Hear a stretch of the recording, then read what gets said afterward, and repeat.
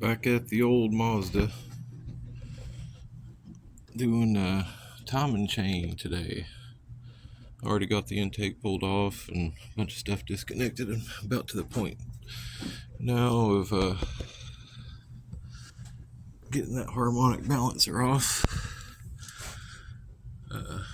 See how wet and nasty that thing is.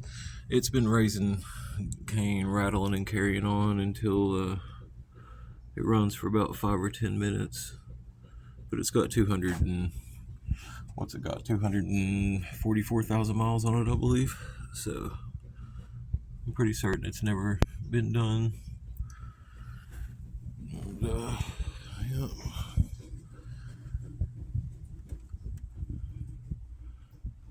Get those valve covers off, I guess, after I get the harmonic balancer broken loose and serpentine belt off. Of course, I gotta take the doggone alternator off. I didn't make a video, of course, but that was probably it was the worst alternator I've ever done by far. I don't know who thought it was such a great idea to stick the freaking alternator